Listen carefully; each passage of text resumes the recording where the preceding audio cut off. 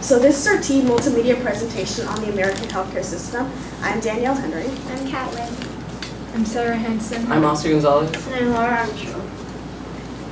So we base our research on the effects of the American healthcare system on us, the American people. So after further research, we decided that our problem was that the current healthcare system, despite the many good intentions, it's had various negative unintended consequences on the American people. So before the insurance model of healthcare, people went to what was called prepaid groups, where you would pay a flat fee for a group of doctors, and all the healthcare was in one place. But then the American Medical Association, also known as the AMA, was afraid that the prepaid groups would turn into healthcare corporations that would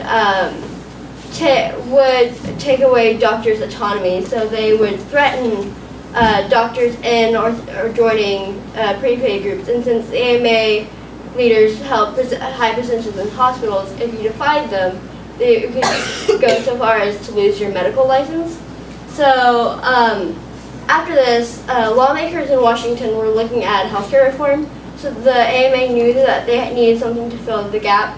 So they cooperated with life insurance companies to create the health insurance model of healthcare. And while they were creating this, they had 3 stipulations. The first was that doctors could only operate in single specialty partnerships or individually. The second was that doctors had to be paid per procedure, not a flat fee or per patient. And the third stipulation was that insurance companies couldn't oversee doctors' practices. And then the Medicare bill was passed in 1965, and then the Affordable Care Act was passed March 23rd, 2010. So some beneficial aspects of the American healthcare system is that the cost of medicine and procedures have been cut so that patients can now afford the care they need. And the quality with the cuts in price have also gone up. In addition, they also provide new jobs and education, and support for the doctors to do research and to make new drugs. Some other beneficial aspects is that the treatment of pre-existing conditions is now applicable, as now previously, if you had a condition that was reoccurring, you couldn't get it treated. But however, now since the ACA was passed, you could. And economic aids are also available for patients, as now they can get the treatment they need, as there's financial help. Though there's also a larger pool of potential patients for doctors as well. This large pool also increases revenue, along with increasing the education for drugs and treatments. Some physician cons. One con would be the increase in paperwork, as when the ACA passed, there was an increase in governmental required paperwork for doctors and physicians to fill out. So they spent less time with patients and would encounter more stress from their profession as they had more work. And with the increase of documentation and paperwork required to fill out, there was also an increased demand as more people could afford healthcare, but there wasn't a supply to meet that demand. So now for some economic cons. Throughout the years, Americans have noticed a rise in their healthcare costs. Despite all these cuts that they're trying to make, it's still too high. There's also an inconsistent denying of coverage among these health insurers. So sometimes you may go get something treated, but then find out it's not covered.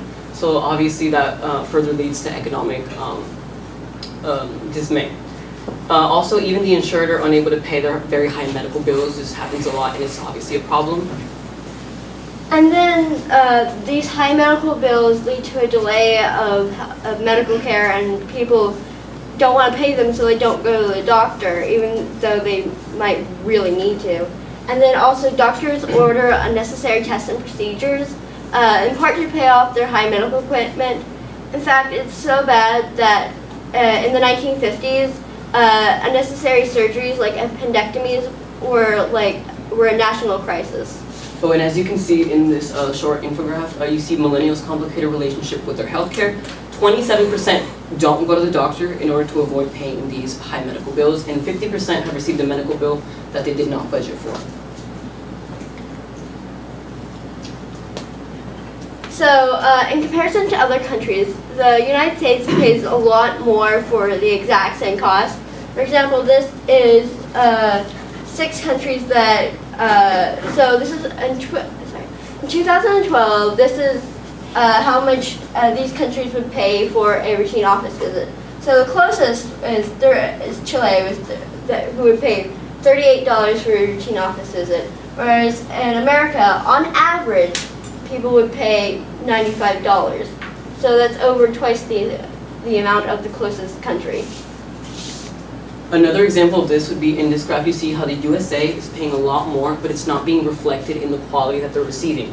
So for example, Japan, they're paying a lot less for their healthcare, but they're living longer, whereas in the USA, they're paying a lot more, but we're not living longer, we don't see this quality.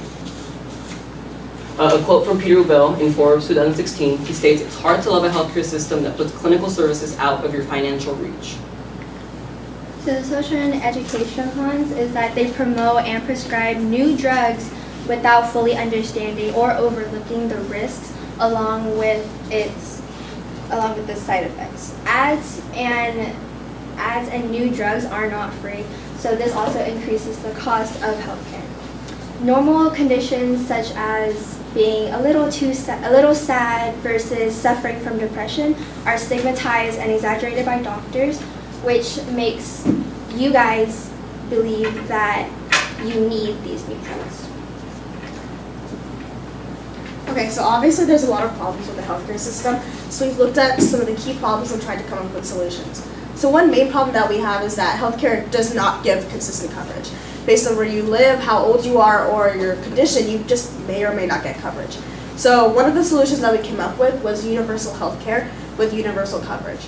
So with this example, the federal government, for example, would create a healthcare system with a set base amount of conditions and prices that everyone would pay regardless of where they live or what condition they have. This way, at least everyone in America, regardless of their circumstances, would have a base layer of care that they could receive. Another solution that we have for this is that we can replace the private insurance companies with the federal government itself. So normally you apply a claim to a private insurance company, they decide whether or not they want to cover your condition or your treatment. But if we replace that private insurance company with the federal government itself, there would be a lot less factors at play, and the government itself could more fairly decide whether or not it wants to cover your condition. So another problem that we noticed is that there are really high healthcare costs, even though there have been a lot of cuts made. And so one solution that we have to this is standardization. Can we go back to this? Okay, there you go. Is standardization of costs. So for example, we all live in Texas, and a bag of IV might cost $5 and a bottle of Tylenol might cost $6. But in California, for example, those same bottle of IV and that same Tylenol might cost $8, and in New York it might cost $13. So if we simply standardize how much all of these products cost, people would pay a whole lot less and there'd be a lot less confusion with insurance companies. Okay, there you go. Wait, no, back up this side. Okay, so here are some other problems that we've noticed. Insurance companies specifically lobby to the government so that they can get benefits or other things. We know that this contributes to the high healthcare costs. So again, if we simply replace these insurance companies with the federal government, that problem would be eliminated. Also, as was mentioned earlier, the quality of healthcare does not match the cost. And so something we can do is that doctors, if they want more experience or they need to be able to care for their patients more effectively, the government can provide them with grants so they can get those degrees, whatever they need, and then universal healthcare for those needs. So this graph is a really important one. Canada currently has a universal healthcare system. So if we applied their system to the United States, this is what it would look like. So here we have the pie graph on that is what the U.S. is currently now. Now, around 39% of us apply a claim to the private insurance to get coverage. But if we applied Canada's system to the United States, that would go all the way down to 5%. And of course, we would rely more on our government, but this is what we have. Okay, so some limitations. First, we didn't look at the incomes of families. So some families may have difficulty paying because they may be immigrants in a different situation or single family parents. Universal health care has limitations because we have to get that law passed, and that often takes years. There's taxpayer money used to create these laws